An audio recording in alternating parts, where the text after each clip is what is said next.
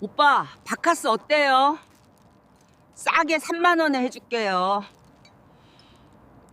서울 종로의 탑골공원 벤치 한 구석. 오후 3시가 넘은 시간 한 여자가 서 있습니다. 그 여자의 이름은 김미숙. 이 여자는 어떻게 여기까지 왔을까요? 오늘은 김미숙이라는 한 여자의 이야기를 들려드리려 합니다. 1965년 경상북도의 한 작은 마을. 김미숙은 8살이었습니다. 그 시절 농촌은 가난했습니다. 전기도 제대로 들어오지 않던 마을, 초가집 처마 밑에는 먼지가 날리고 마당엔 닭들이 모이를 쪼아 먹었습니다. 미숙의 집도 그랬습니다. 아버지는 남의 땅을 붙여주는 소장농이었고 어머니는 새벽부터 밤까지 일했습니다. 미숙아, 밥 먹어라. 어머니가 내밀어주는 보리밥 한 그릇. 반찬은 된장국과 김치 한 조각뿐이었습니다. 미숙은 배가 고파서 허겁지겁 밥을 먹었지만 늘 모자랐습니다. 학교에서 돌아오면 배가 고파 또 보리밥을 찾았지만 어머니는 고개를 저으셨습니다. 쌀이 없다. 조금만 참아라. 미숙은 참았습니다. 그게 당연한 줄 알았습니다. 하지만 마을 어기 큰 집, 그러니까 지주댁 딸은 달랐습니다. 하얀 원피스를 입고 구두를 신고 손에는 색색의 크레파스를 들고 다녔습니다. 미숙은 그 아이가 부러웠습니다. 특히 그 하얀 원피스가. 어느 날 미숙은 그 집 대문 앞에서 한참을 서 있었습니다. 그 아이가 마당에서 놀고 있었습니다. 미숙은 대문 틈으로 들여다보며 생각했습니다. 저 옷 한 번만 입어볼 수 있으면. 그때 그 집 할머니가 나왔습니다. 어이, 거기 누구 딸이냐? 왜 남의 집 기웃거려? 미숙은 화들짝 놀라 도망쳤습니다. 심장이 두근거렸습니다. 부끄러웠습니다. 하지만 무엇보다 서러웠습니다. 나도 언젠간 잘 살 거야. 미숙은 그날 밤 보리밥을 먹으며 속으로 다짐했습니다. 아버지는 술을 좋아했습니다. 일이 끝나면 마을 구멍가게에서 막걸리를 사들고 들어왔습니다. 취하면 고래고래 소리를 질렀습니다. 이게 무슨 밥이냐? 개밥도 이것보단 낫겠다. 어머니는 아무 말도 하지 않았습니다. 그저 고개를 숙이고 설거지를 하거나 바느질을 했습니다. 미숙은 그런 어머니를 보며 생각했습니다. 나는 저렇게 살고 싶지 않아. 미숙에게는 오빠 둘이 있었습니다. 큰 오빠는 중학교를 마치고 서울로 공장 일을 하러 갔습니다. 작은 오빠는 농사를 도왔습니다. 집안 형편상 미숙은 소학교만 겨우 마칠 수 있었습니다. 여자애가 뭘 그렇게 공부해? 시집이나 잘 가면 되지. 아버지의 말이었습니다. 미숙은 선생님이 중학교에 가라고 권했을 때 말없이 고개를 저었습니다. 집에 돈이 없다는 걸 알았으니까요.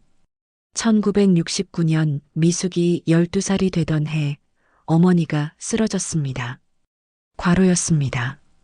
병원에 가야 했지만 돈이 없어서 그냥 누워 계셨습니다. 한약방에서 지어온 약 한 첩으로 버텼습니다. 미숙아, 엄마 대신 밥 좀 해라. 그때부터 미숙은 집안일을 도맡았습니다. 설거지, 빨래, 밥 짓기, 밭일. 손은 거칠어지고 얼굴은 그을렸습니다.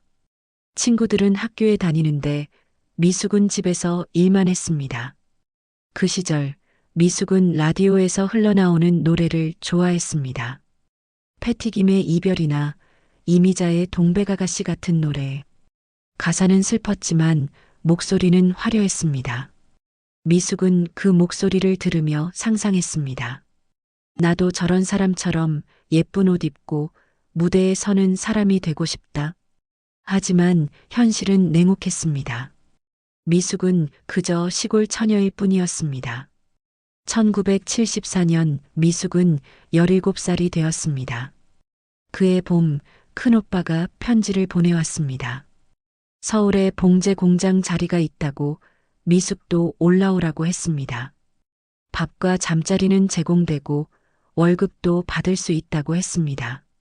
미숙은 가슴이 두근거렸습니다. 드디어 서울. 그 화려하다는 서울. 서울 가면 돈 벌 수 있어요. 집에도 보내드릴게요. 아버지는 대답도 없이 고개만 끄덕였습니다. 어머니는 미숙의 손을 잡았습니다. 거기 가서 조심해라. 서울은 무서운 데다. 네, 엄마. 미숙은 보따리 하나를 싸들고 시외버스를 탔습니다. 비포장도로를 달리는 버스 안에서 미숙은 창밖을 내다봤습니다. 논밭이 지나가고 산이 지나가고 작은 마을들이 지나갔습니다. 잘 가 여기. 다신 안 돌아올 거야. 서울역에 도착한 건 저녁 무렵이었습니다. 사람들이 너무 많았습니다. 미숙은 그 인파 속에서 길을 잃을 뻔했습니다. 큰오빠가 마중 나와서 겨우 찾았습니다. 미숙아, 이리 와. 공장은 청계천 쪽이야. 청계천 판잣집 골목. 좁은 골목길을 지나 3층짜리 건물 안으로 들어갔습니다. 계단은 좁고 어두웠습니다. 2층에 봉제 공장이 있었습니다. 공장 안은 뜨거웠습니다. 재봉틀 소리가 요란했고 먼지가 날렸습니다. 10명 남짓한 여공들이 허리를 굽힌 채 바느질을 하고 있었습니다. 새로운 애야. 잘 부탁해. 오빠가 소개하자 여공들이 고개를 돌려 미숙을 봤습니다. 누군가는 웃었고 누군가는 무관심했습니다. 미숙은 그날부터 일을 배웠습니다. 재봉틀 사용법, 단추 다는 법, 옷감 자르는 법. 손가락은 자주 바늘에 찔렸고 허리는 아팠지만 미숙은 참았습니다. 이 정도는 견딜 수 있어. 기숙사는 공장 3층에 있었습니다. 5평 남짓한 방에 8명이 함께 잤습니다. 이불은 얇았고 방은 추웠습니다. 하지만 미숙은 불평하지 않았습니다. 시골집보단 나았으니까요. 첫 월급은 5,000원이었습니다. 미숙은 그 돈을 받아들고 한참을 멍하니 바라봤습니다. 생전 처음 받아보는 자기 돈. 이게 내 돈이구나. 미숙은 그중 3,000원을 집으로 보냈습니다. 그리고 남은 돈으로 처음으로 자기 물건을 샀습니다. 립스틱 하나. 빨간색이었습니다. 기숙사에 돌아와서 미숙은 거울 앞에 섰습니다. 그리고 립스틱을 발랐습니다. 서툴렀지만 입술은 빨갛게 물들었습니다. 나도 여자처럼 보이네. 그때 옆에 있던 언니가 웃었습니다. 미숙아, 화장 배우고 싶어? 네, 언니. 그럼 내가 가르쳐 줄게. 근데 화장만 하면 뭐해? 옷도 예뻐야지. 그 언니 이름은 정숙이었습니다. 22살 공장에서 3년째 일하고 있었습니다. 정숙 언니는 화려했습니다. 긴 생머리에 하이힐을 신고 주말엔 나이트클럽에 간다고 했습니다. 언니, 나이트가 뭐예요? 춤추고 술 마시는 데지. 재밌어. 너도 나중에 데려가 줄게. 미숙은 가슴이 두근거렸습니다. 나이트라니. 라디오에서만 들었던 그 화려한 세계. 1975년 미숙은 18이 되었습니다. 정숙 언니가 약속대로 미숙을 나이트클럽에 데려갔습니다. 명동 뒷골목에 있는 골든클럽이라는 곳이었습니다. 어두운 조명, 요란한 음악, 담배 연기, 화려한 드레스를 입은 여자들. 미숙은 그 모든 게 신기했습니다. 와, 여기. 그치? 멋지지? 남자들이 다가와 춤을 청했습니다. 미숙은 쭈뼛거렸지만 정숙 언니가 밀었습니다. 가봐. 춤이나 춰. 미숙은 어색하게 남자와 춤을 췄습니다. 남자는 웃으며 말했습니다. 처음이야? 귀엽네. 미숙은 얼굴이 빨개졌습니다. 그날 이후 미숙은 주말마다 정숙 언니를 따라다녔습니다. 나이트, 카페, 극장. 돈은 늘 남자들이 냈습니다. 미숙은 그게 당연한 줄 알았습니다. 언니, 근데 저 남자들은 왜 우리한테 돈을 쓰는 거예요? 그야, 우리가 예쁘니까. 남자들은 원래 예쁜 여자 옆에 있으면 기분이 좋아. 그럼 우리는 그냥 예쁘기만 하면 돼요? 그래. 쉽지? 미숙은 그게 쉬운 줄 알았습니다. 하지만 공장 일은 여전히 힘들었습니다. 새벽 6시에 일어나서 밤 10시까지 일했습니다. 손가락은 굳은 살이 배기고 어깨는 늘 결렸습니다. 월급은 조금씩 올랐지만 그래봐야 10,000원 정도였습니다. 어느 날 정숙 언니가 말했습니다. 미숙아, 나 공장 그만둬. 왜요? 돈이 안 돼. 이렇게 죽어라 일해도 한 달에 10,000원. 차라리 다른 데서 일하는 게 나아. 다른 데요? 응. 술집. 미숙은 놀랐습니다. 술집이요? 응. 강남 쪽에 룸살롱 있잖아. 거기 가면 한 달에 10만 원도 벌 수 있대. 그냥 옆에 앉아서 술만 따라주면 돼. 그게 괜찮은 건가요? 왜 안 괜찮아? 돈 벌면 되는 거지. 넌 계속 여기서 손가락 찔리면서 살래? 미숙은 대답하지 못했습니다. 정숙 언니는 그 주에 공장을 그만뒀습니다. 그리고 한 달 뒤 미숙을 찾아왔습니다. 화장은 더 진해졌고 옷은 더 화려해졌습니다. 손에는 명품 가방을 들고 있었습니다. 미숙아, 나 잘 지내. 돈도 많이 벌고. 너도 할래? 미숙은 고개를 저었습니다. 아니요. 전 괜찮아요. 그래. 그럼 여기서 평생 재봉틀이나 돌려.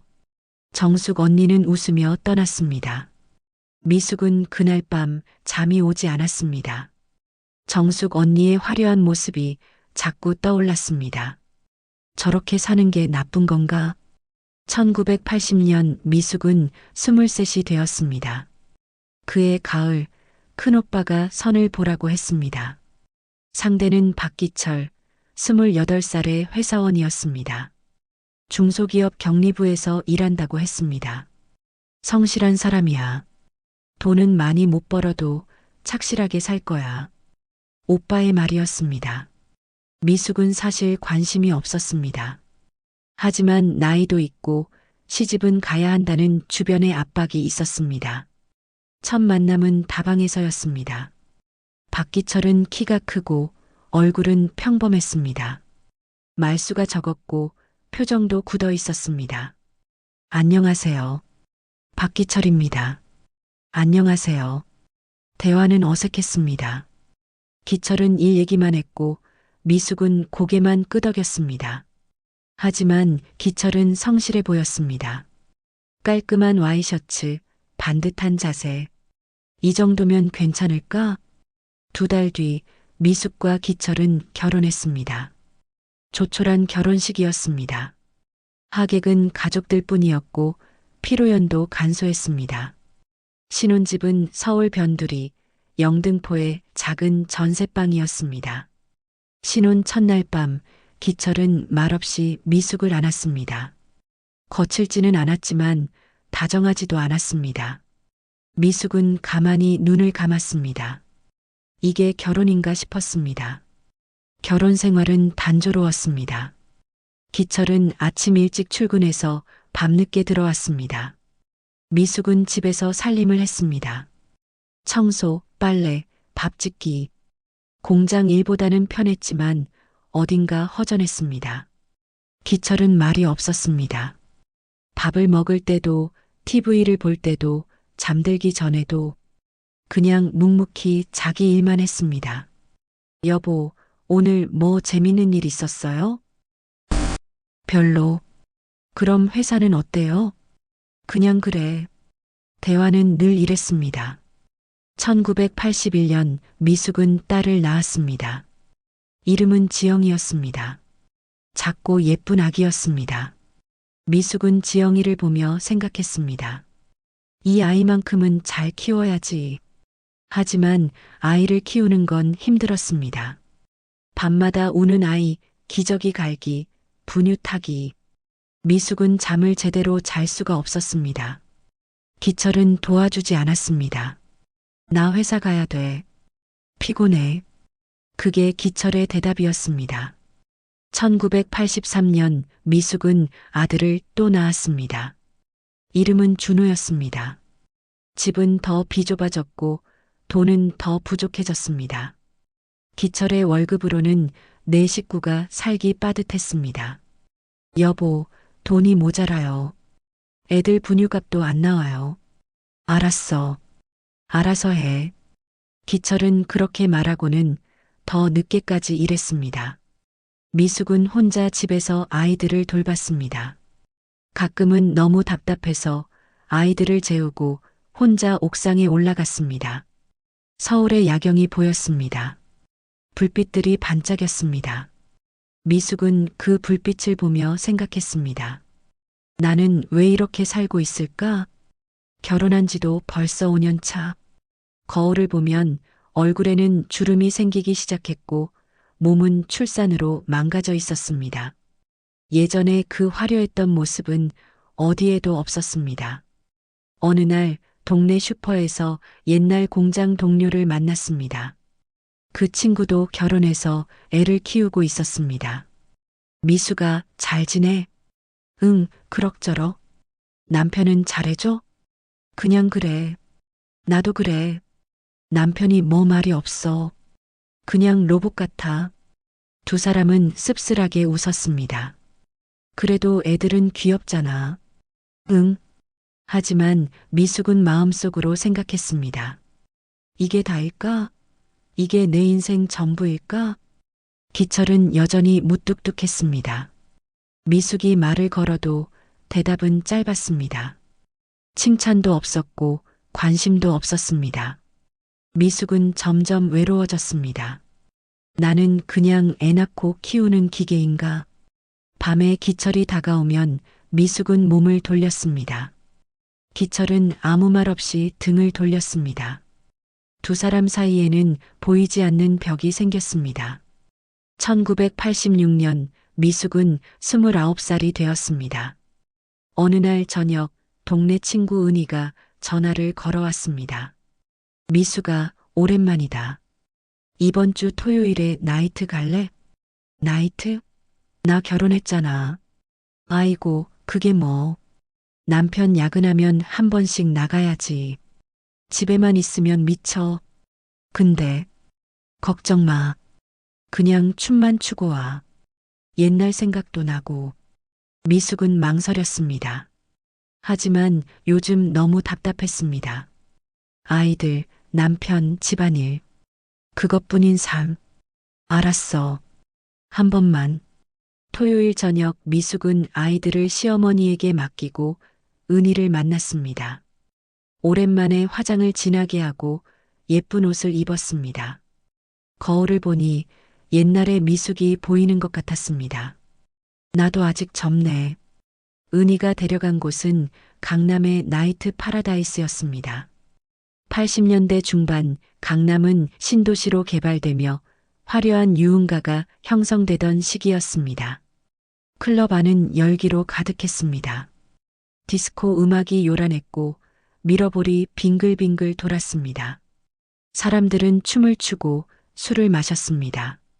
미숙은 그 분위기에 휩쓸렸습니다. 와, 여기 장난 아니네. 두 사람은 춤을 췄습니다. 미숙은 오랜만에 몸을 흔들었습니다. 가슴이 뛰었습니다. 살아있다는 느낌이 들었습니다. 그때였습니다. 한 남자가 다가왔습니다. 키가 크고 어깨가 넓었습니다. 가죽 재킷을 입고 선글라스를 낀 모습은 영화배우 같았습니다. 혼자 왔어요? 아니요, 친구랑요. 춤 잘 추시네요. 한잔 할래요? 남자는 자연스럽게 미숙의 손을 잡고 VIP 룸으로 안내했습니다. 미숙은 거부할 틈도 없었습니다. 룸 안에는 소파가 있었고 테이블 위에는 양주병이 놓여 있었습니다. 이름이 뭐예요? 김미숙이요. 미숙 씨. 예쁜 이름이네. 난 최상호예요. 상호는 술을 따라주며 미소를 지었습니다. 미숙은 그 미소에 마음이 흔들렸습니다.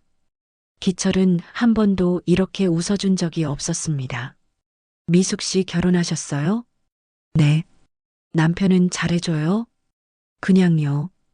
그냥 이렇게 예쁜 부인을 혼자 두고 남편이 바보네. 미숙은 얼굴이 붉어졌습니다. 저 별로 안 예뻐요. 거짓말. 여기 여자들 중에 제일 예뻐요. 진짜로. 상호는 미숙의 어깨에 손을 올렸습니다. 미숙은 떨렸지만 밀어내지 않았습니다. 미숙 씨, 남편이랑 행복해요? 대답 없는 거 보니 아닌가 보네. 여자는 말이에요. 행복해야 해요. 인생 한 번인데. 하지만 전 결혼했고 애들도 있어요. 그게 뭐 어때요? 미숙 씨도 인생 즐길 자격 있어요. 나이트 한 번 오는 게 죄예요? 상호의 말은 달콤했습니다.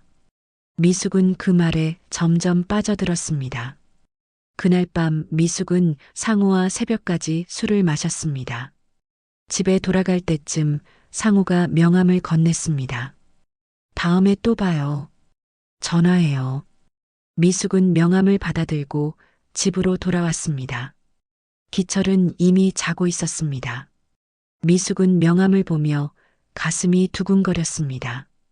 이러면 안 되는데. 하지만 며칠 뒤 미숙은 상호에게 전화를 걸었습니다. 1987년 봄 미숙과 상호는 다시 만났습니다. 상호는 미숙을 호텔 카페로 불렀습니다. 그곳은 고급스러웠습니다. 미숙은 처음 가보는 곳이었습니다. 미숙 씨, 여기 커피 맛있어요. 저 이런 데 처음이에요. 왜요? 미숙 씨 같은 여자는 이런 데 자주 와야 하는데. 상호는 미숙을 칭찬했습니다. 그리고 선물도 줬습니다. 스카프, 향수, 귀걸이. 미숙은 거부하려 했지만 상호는 강요했습니다. 선물도 못 받아요? 그냥 받아요. 내가 미숙 씨 보고 싶어서 사온 거예요. 미숙은 선물을 받았습니다. 집에 가져갈 수는 없어서 상호에게 맡겼습니다. 다음에 만날 때 하고 나와요. 남편은 모를 거예요. 상호와의 만남은 잦아졌습니다. 일주일에 한두 번 미숙은 아이들을 시어머니에게 맡기고 상호를 만났습니다. 그러던 어느 날 상호가 물었습니다. 미숙 씨, 나 궁금한 게 있는데요. 뭔데요? 남편이랑은 어때요? 밤에. 미숙은 당황했습니다. 왜 그런 걸 물어봐요? 그냥 궁금해서. 미숙 씨가 행복한가 싶어서. 별로예요. 남편은 그냥 의무처럼 해요. 의무? 그게 말이 돼요? 여자는 사랑받아야 하는데. 상호는 미숙의 손을 잡았습니다. 미숙 씨, 나랑 있으면 어때요? 좋아요. 오랜만에 여자 같아요. 그럼 나랑 더 가까워질래요? 미숙은 상호의 눈을 바라봤습니다. 그 눈엔 욕망이 있었습니다. 하지만 미숙은 거부하지 않았습니다. 네. 그날 두 사람은 여관으로 갔습니다. 상호는 기철과 달랐습니다. 거칠었지만 열정적이었습니다. 미숙은 처음으로 여자로 대접받는 느낌이었습니다. 끝나고 나서 미숙은 죄책감이 들었습니다. 나 지금 뭐 하는 거지? 왜요? 후회해요? 아니, 그게 아니라. 미숙 씨, 후회하지 마요. 우리 행복한 거잖아요. 상호는 미숙을 안아줬습니다. 미숙은 그 품에서 울었습니다. 그 후로 두 사람의 관계는 계속됐습니다. 하지만 몇 달이 지나면서 상호는 조금씩 변했습니다. 미숙 씨, 요즘 남편이 돈 못 벌어요? 우리 집 형편은 그냥 그래요. 미숙 씨도 돈 좀 벌어야 하는 거 아니에요? 애들 키우려면 돈이 필요하잖아요. 그래도 전 주부인데요. 주부? 요즘 세상에 주부가 어디 있어요? 다들 일하잖아요. 상호는 미숙에게 일을 시키려 했습니다. 내가 아는 곳이 있는데 거기서 일해봐요. 돈 많이 벌어요. 어디요? 룸살롱이요. 그냥 옆에 앉아서 술만 따르면 돼요. 한 달에 100만 원은 벌어요. 룸살롱이요? 그런 데서 어떻게 일을 해요? 왜요? 부끄러워요? 돈 버는 건데. 하지만은 무슨. 미숙 씨도 돈 벌어야죠. 나도 돈이 필요한데. 상호의 목소리는 차가웠습니다. 미숙은 거부했습니다. 하지만 상호는 계속 압박했습니다. 그리고 상호는 점점 난폭하게 바뀌었습니다. 그날 이후로 상호는 만날 때마다 미숙을 설득했습니다. 미숙 씨, 내 말 안 들을 거예요? 상호 씨, 저 정말 그런 거 못해요. 못해? 그럼 우리 관계는 뭐예요? 나한테 돈만 쓰게 하고 당신은 아무것도 안 해요? 저 그런 적 없어요. 거짓말. 내가 얼마나 당신한테 돈 썼는데.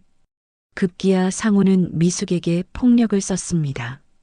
상호는 미숙의 머리채를 잡았습니다. 그리고 벽에 밀쳤습니다. 아야, 다시 한번 물을게요. 일할 거예요, 말 거예요? 그리고 상호는 오늘 확답을 주지 않으면 지금 당장 남편을 찾아가서 사실대로 다 말할 거라고 미숙을 협박했습니다. 미숙은 무서웠습니다. 상호의 눈은 차갑게 식어 있었습니다. 생각해 볼게요. 생각은 무슨. 내일 당장 나와요. 내가 마담한테 말해놨어요. 당장 나오지 않으면 저도 모든 걸 다 말할 거니깐. 각오하세요. 상호는 미숙을 밀치고 나갔습니다. 미숙은 그 자리에 주저앉았습니다. 몸이 떨렸습니다. 이 사람이 이렇게 무서운 사람이었구나. 하지만 이미 늦었습니다. 미숙은 상호의 협박을 이길 수 없었습니다. 이 사실을 남편이 알고 이혼하게 되면 미숙은 더 이상 돌아갈 곳도 없었습니다. 다음 날 미숙은 상호가 말한 룸살롱으로 갔습니다. 그래, 딱 한 번. 딱 한 번만 하면 돼. 한 번이야. 하지만 그게 시작이었습니다. 1988년 초 미숙은 룸살롱에서 일을 시작했습니다. 처음엔 주말에만 나갔습니다. 남편 기철은 모르고 있었습니다. 미숙은 아이들을 시어머니에게 맡기고 친구 만난다고 거짓말을 했습니다.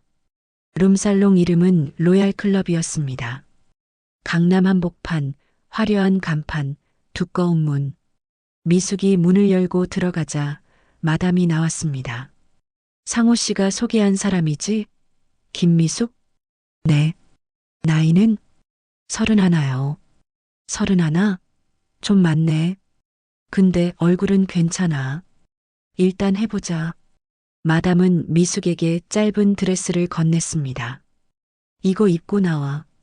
화장은 더 진하게 해. 미숙은 화장실에서 옷을 갈아입었습니다. 거울을 보니 낯선 여자가 서 있었습니다. 이게 나야? 룸 안으로 들어갔습니다. 중년 남자 4명이 앉아 있었습니다. 어서 와요. 앉아요. 미숙은 남자 옆에 앉았습니다. 남자는 술을 따르라고 했습니다. 미숙은 떨리는 손으로 술을 따랐습니다. 처음이야? 손이 떨리네. 네. 귀엽네.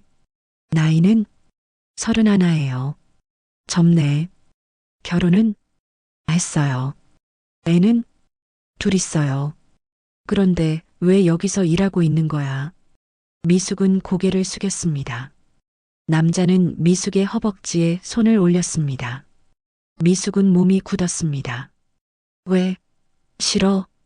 에이, 장사하는 사람이 손님한테 일해야지. 미숙은 눈물이 날 것 같았지만 참았습니다. 돈만 벌면 돼.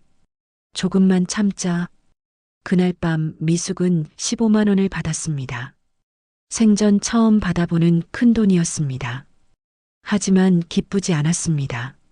상호는 그 돈의 절반을 가져갔습니다. 나한테 소개비 줘야지. 소개비요? 당연하지. 내가 여기 자리 마련해줬잖아. 하지만은 무슨, 돈 내놔. 상호는 미숙의 돈을 빼앗았습니다. 미숙은 아무 말도 하지 못했습니다. 그렇게 몇 달이 흘렀습니다. 1988년 여름, 미숙은 점점 더 자주 일을 나갔습니다. 주말뿐 아니라 평일에도 남편 기철은 의심하기 시작했습니다.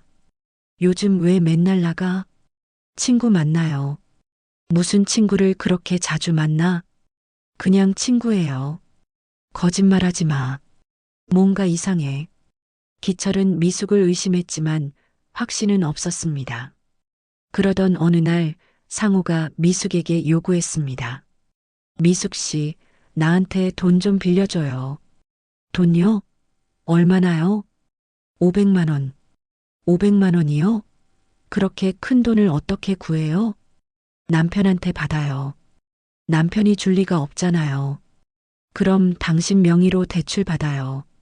대출이요? 응. 은행에서 받으면 돼요. 나중에 내가 다 갚을게요. 미숙은 망설였습니다. 하지만 상호는 협박했습니다. 안 해줄 거예요? 그럼 남편한테 다 말할 거예요. 당신이 룸살롱에서 일하는 거 선택해요. 돈 빌려주든가 아니면 남편한테 들키든가. 미숙은 결국 대출을 받았습니다. 500만 원. 상호는 그 돈을 가지고 사라졌습니다. 잠깐만 쓰고 올게요. 걱정 마요. 하지만 상호는 돌아오지 않았습니다. 한 달 뒤 은행에서 독촉 전화가 왔습니다. 김미숙 씨, 대출금 상환이 안 되고 있습니다. 빨리 갚으세요. 저는 미숙은 패닉 상태였습니다. 상호는 연락이 되지 않았습니다. 기철이 은행 독촉장을 발견했습니다. 이게 뭐야? 500만 원 대출? 여보, 설명해봐. 이 돈 어디 썼어? 미숙은 아무 말도 하지 못했습니다. 기철은 미숙을 다그쳤습니다. 그리고 결국 진실이 드러났습니다. 나 바람 폈어요. 뭐? 다른 남자 만났어요. 그 사람한테 돈 빌려줬어요. 기철의 얼굴은 하얗게 질렸습니다. 당신, 지금 농담하는 거야? 미안해요. 미안하다고? 당신 미쳤어? 기철은 소리를 질렀습니다. 난생 처음 보는 기철의 분노였습니다. 이혼하자. 나 더 이상 당신이랑 못 살아. 여보, 제발. 제발은 무슨. 당신 때문에 우리 집안이 망했어. 500만 원을 어떻게 갚아? 내가 갚을게요. 어떻게? 당신이 뭘 할 수 있는데? 미숙은 아무 대답도 하지 못했습니다. 며칠 뒤 상호가 다시 나타났습니다. 미숙 씨, 미안해요. 상호 씨, 당신 어디 갔었어요? 사정이 있었어요. 돈은요? 돈 언제 갚을 거예요? 그게 말이죠. 상호는 미안한 표정을 지었습니다.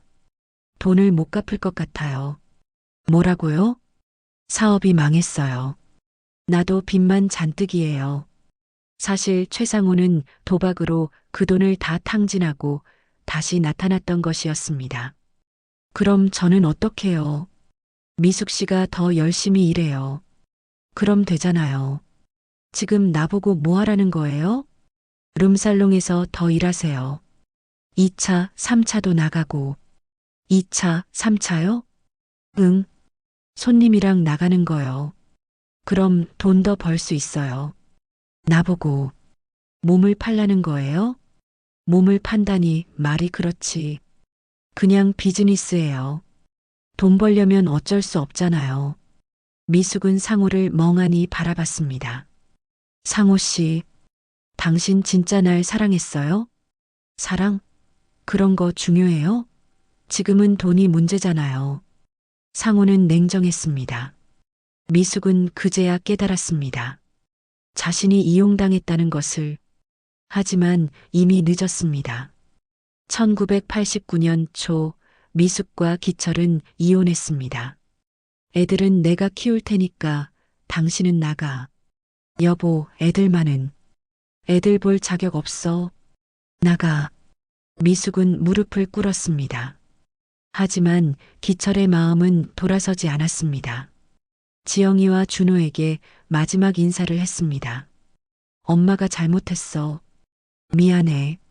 지영이는 초등학교 3학년이었습니다.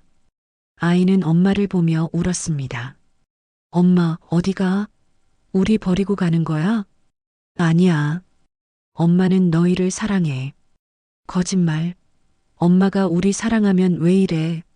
지영이는 엄마를 밀쳤습니다. 미숙은 가슴이 찢어지는 것 같았습니다. 준호는 6살이었습니다. 아직 어려서 상황을 이해하지 못했습니다. 그냥 엄마에게 매달렸습니다. 엄마, 같이 가. 미안해, 준호야. 미숙은 아이들을 남겨두고 집을 나왔습니다. 갈 곳이 없었습니다. 친정에도 갈 수 없었습니다. 어머니는 이미 돌아가셨고 아버지는 미숙을 원망했습니다. 집안 망신시키고 뭐 하는 짓이냐? 우리 집안에 얼씬도 하지 마. 미숙은 친구 집을 전전하다가 결국 상호를 다시 찾았습니다. 상호 씨, 저 갈 데가 없어요. 그럼 여기서 살아요. 상호는 미숙을 자신의 원룸으로 데려갔습니다. 지저분한 방이었습니다. 여기서 같이 살면 돼요. 대신 돈은 당신이 벌어야 해요. 룸살롱에서 더 열심히 일해요. 그럼 우리 잘 살 수 있어요. 미숙은 선택의 여지가 없었습니다. 1989년 여름, 미숙은 본격적으로 룸살롱에서 일했습니다. 2차, 3차를 나갔습니다. 모텔에서 손님과 잤습니다.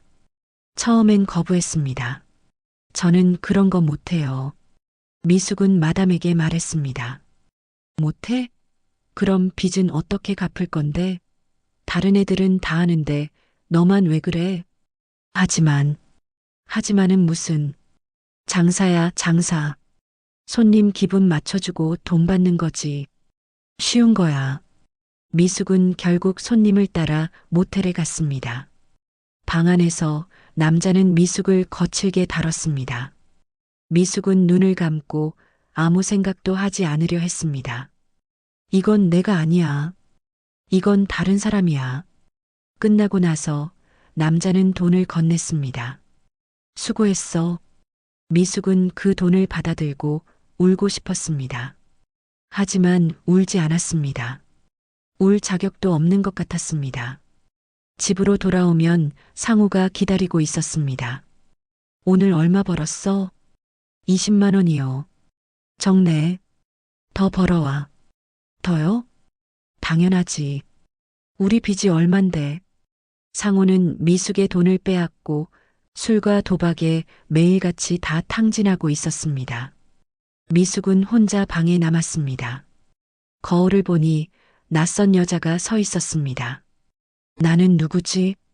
1990년 미숙은 33이 되었습니다. 룸살롱에서 일한 지 2년이 지났습니다.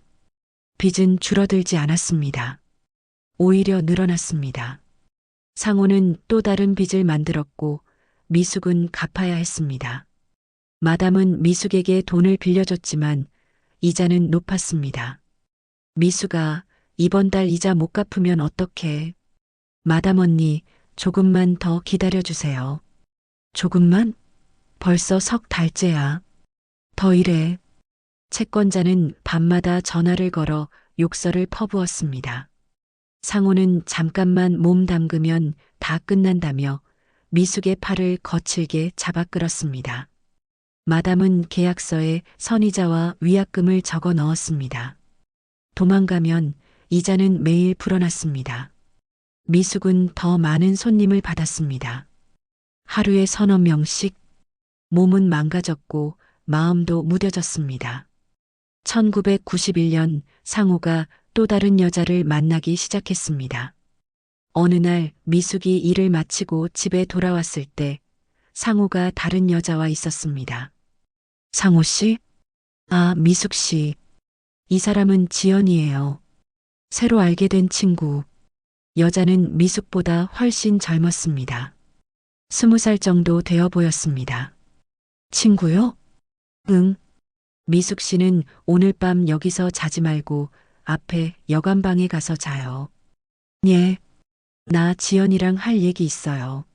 미숙은 믿을 수 없었습니다. 상호 씨, 여긴 우리 집이잖아요.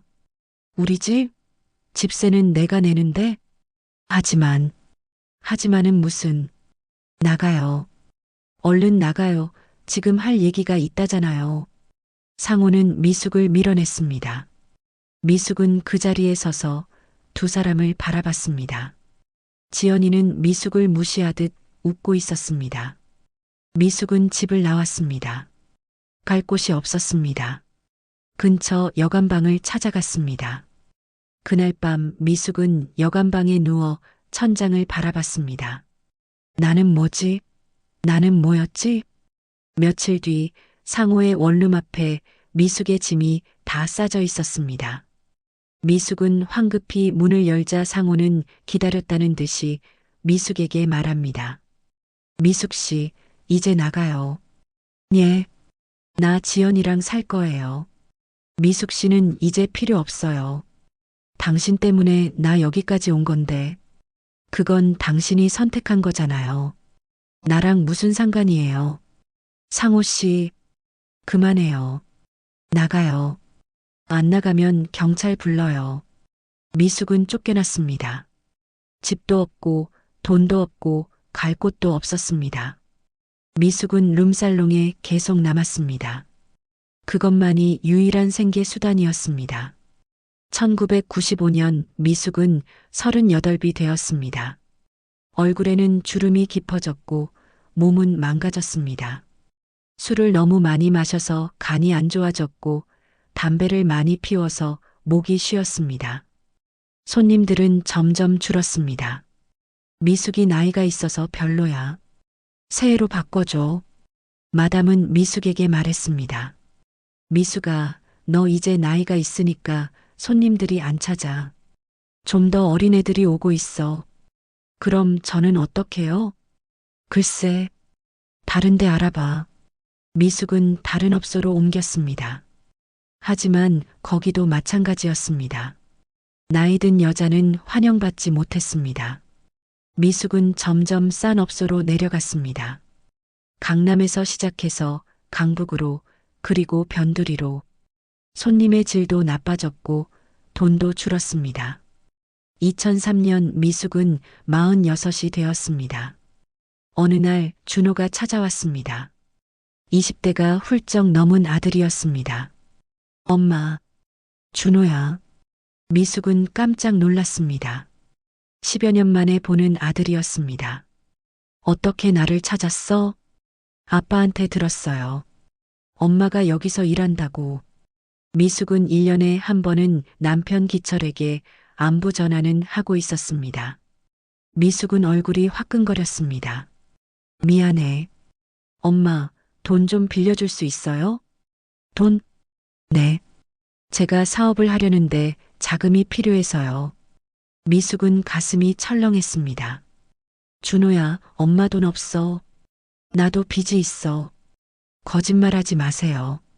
엄마 여기서 돈 벌잖아요. 준호야, 엄마가 우리 버리고 나갈 때 얼마나 힘들었는지 알아요? 이제 와서 돈도 못 줘요? 준호의 목소리는 차가웠습니다. 미숙은 울면서 말했습니다. 미안해, 준호야. 엄마가 잘못했어. 근데 정말 돈이 없어. 알겠어요. 준호는 돌아섰습니다. 준호야. 하지만 준호는 돌아보지 않았습니다. 미숙은 그 자리에 주저앉았습니다. 나는 엄마도 아니구나. 2005년 미숙은 48이 되었습니다. 업소에서도 쫓겨났습니다. 미숙 씨, 미안한데 이제 그만 나와야겠어. 왜요? 손님들이 안 찾잖아. 나도 장사를 해야 하는데. 조금만 더 일하게 해주세요. 안 돼. 자리가 없어. 미숙은 길거리로 나왔습니다. 갈 곳이 없었습니다. 월세도 밀렸고 돈도 없었습니다. 며칠을 찜질방에서 잤습니다. 어느 날 탑골공원 근처에서 다른 여자들을 봤습니다. 나이 든 여자들이 바카스를 팔고 있었습니다. 바카스 어때요? 그 모습을 보며 미숙은 생각했습니다. 나도 저렇게 될 건가? 아직은 미숙을 받아주는 데가 다행히도 있었습니다. 그러나 미숙이 한 해가 지날수록 점점 받아주는 곳도 줄어들고 손님도 줄었습니다. 2017년 미숙은 예순이 되었습니다. 이제 더 이상 미숙을 받아주는 곳도 없어졌습니다. 찜질방에서 쫓겨난 미숙은 결국 탑골공원으로 갔습니다. 그곳엔 미숙과 비슷한 처지의 여자들이 있었습니다. 이름은 바카스 아줌마였습니다. 언니, 처음이에요? 한 여자가 다가왔습니다. 나이는 50 중반쯤 보였습니다. 네. 나도 처음엔 그랬어. 근데 뭐 먹고 살아야지. 어디 갈 데도 없고. 여기서 돈이 돼요? 그럭저럭. 하루에 3만 원, 5만 원. 많이 벌면 10만 원. 어떻게 하는 건데요? 그냥 할아버지들한테 다가가서 말 거는 거지. 바카스 사라고. 그럼 알아서 따라와. 미숙은 바카스 몇 병을 샀습니다. 아직은 익숙하지 않아 공원 벤치에 한참을 앉아서 망설이고 있었습니다. 그러자 한 노인이 다가와서 미숙을 바라보며 말했습니다. 그러자 멀리서 지켜보던 노인이 다가와서 미숙을 바라보며 나지막히 말했습니다. 얼마야? 미숙은 잠시 망설이다가 말했습니다. 3만 원이요. 비싸네. 2만 원 할게요. 좋아. 가자. 미숙은 노인을 따라 근처 여관으로 갔습니다. 낡고 더러운 곳이었습니다. 방 안에서 노인은 힘겹게 미숙을 안았습니다. 냄새가 났습니다. 미숙은 숨을 참았습니다. 이게 내 인생이구나. 끝나고 나서 노인은 돈을 건넸습니다. 미숙은 그 돈을 받아들고 방을 나왔습니다. 그날 밤 미숙은 찜질방에서 잤습니다.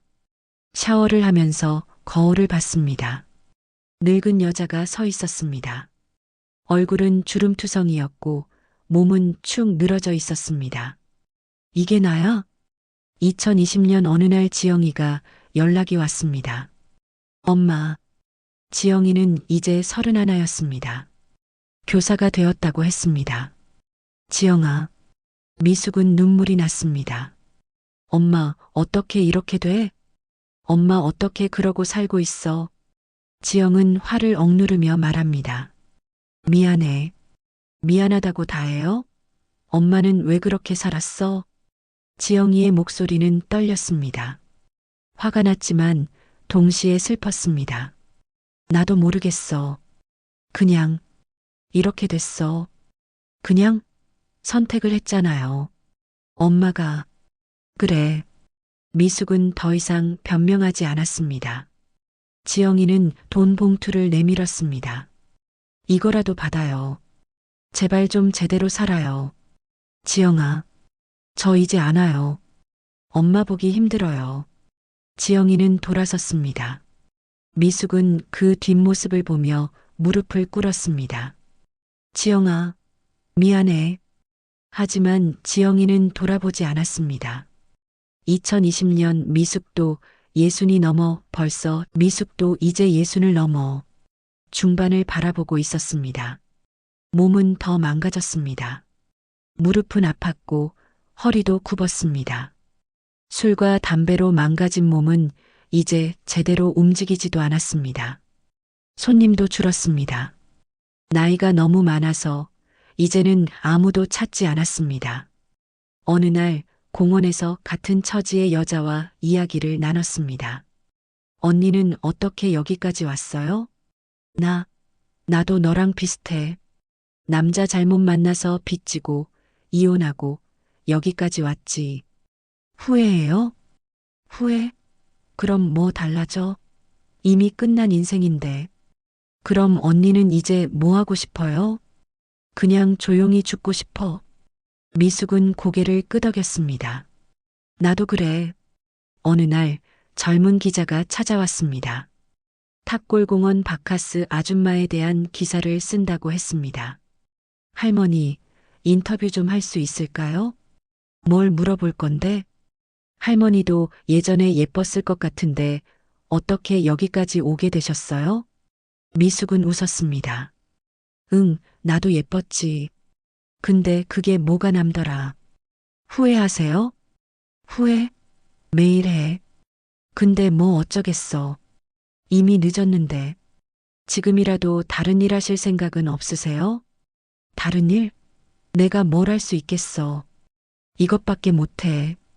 기자는 안타까운 표정을 지었습니다. 할머니, 힘내세요. 힘? 그런 거 없어. 그냥 하루하루 버티는 거지.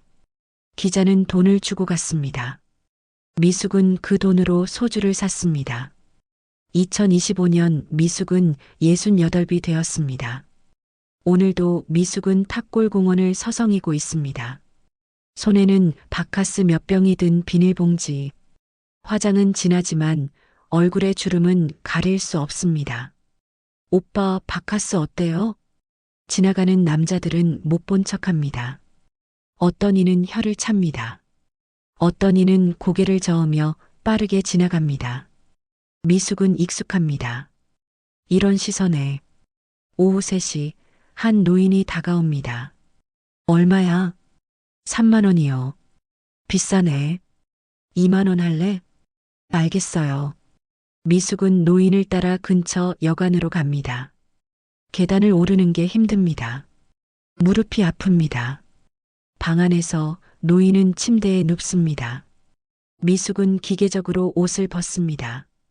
이제는 아무 감정도 없습니다. 끝나고 나서 노인은 돈을 건넵니다. 미숙은 받아들고 방을 나옵니다. 계단을 내려오다가 미숙은 멈춰섭니다. 숨이 차오릅니다. 가슴이 답답합니다. 나 지금 뭐 하는 거지? 하지만 이제는 선택의 여지가 없습니다. 저녁이 되면 어김없이 미숙은 또 탑골공원으로 나갑니다. 그곳엔 같은 처지의 여자들이 모여 있습니다. 다들 나이가 많습니다. 대부분이 미숙의 또래들. 각자의 사연을 안고 공원에 배회합니다. 미숙아, 오늘 몇 명 받았어? 1명. 나도 1명. 요즘 손님이 없어. 그러게. 우리 나이가 있어서 그런가. 여자들은 웃습니다. 쓸쓸한 웃음입니다. 우리 언제까지 이러고 살까? 글쎄, 죽을 때까지? 죽을 때까지라니. 무섭네. 뭐가 무서워? 어차피 살 것도 없는데. 미숙은 담배를 피웁니다. 연기가 허공으로 올라갑니다. 나는 왜 태어났을까? 밤이 되면 미숙은 찜질방으로 갑니다. 오늘 번 돈으로 하룻밤 잘 수 있습니다. 샤워를 하고 찜질방 바닥에 눕습니다. 천장을 바라보며 미숙은 생각합니다. 만약에 그때로 돌아갈 수 있다면. 하지만 돌아갈 수는 없습니다. 시간은 흘러갔고 미숙의 인생도 흘러갔습니다. 어느 날 경찰이 단속을 나왔습니다. 여기 뭐 하는 겁니까? 바카스 팔아요. 바카스요? 바카스는 편의점에서 파는 거 아닙니까? 단속반 순찰은 오지만 적발과 처벌의 간극은 컸습니다. 경찰은 한숨을 쉽니다. 할머니, 이러지 마시고 복지관이라도 가세요. 복지관? 거기 가면 뭐 해줘요? 밥도 주고 잘 곳도 알아봐주고. 난 괜찮아요. 할머니, 경찰관님, 그냥 가세요. 나 혼자 있게요. 경찰은 더 이상 말하지 않고 갑니다. 미숙은 다시 자리에 앉습니다. 바카스 병을 손에 쥐고 지나가는 사람들을 바라봅니다. 나는 그냥 투명 인간이야. 어느 날 미숙은 탑골공원 벤치에 앉아 있습니다. 2025년 가을의 어느 날 미숙은 아직도 탑골공원 벤치에 앉아 있습니다. 단풍잎이 떨어집니다. 바람이 쌀쌀합니다. 옆에 앉은 여자가 말합니다. 미숙아, 너 자식들은 찾아와? 아니, 안 와. 나도 안 와. 창피한가 봐. 그럴 만도 하지. 그래도 한 번쯤은 보고 싶네. 나도. 두 여자는 말없이 앞을 바라봅니다. 해가 집니다. 공원은 어두워집니다. 가로등이 켜집니다. 미숙은 일어섭니다. 나가볼게. 어디? 이래야지. 이 시간에? 밤에도 손님 있어. 바카스 병을 꺼냅니다. 오빠, 바카스 어때요? 목소리는 쉬었지만 여전히 말합니다. 오빠, 3만 원. 싸게 해줄게. 오늘도 내일도 모레도. 12월 서울에 첫눈이 내렸습니다. 미숙은 종로 거리를 걷고 있습니다. 눈이 옷에 내려앉습니다. 춥습니다. 손은 시려서 감각이 없습니다. 올 겨울은 유난히 춥네. 찜질방에 갈 돈이 없습니다. 오늘 손님이 없었습니다. 미숙은 공원 벤치에 앉습니다. 눈을 맞으며 하늘을 올려다봅니다. 이제 그만하고 싶다. 어디선가 캐럴이 들립니다. 거리는 화려합니다.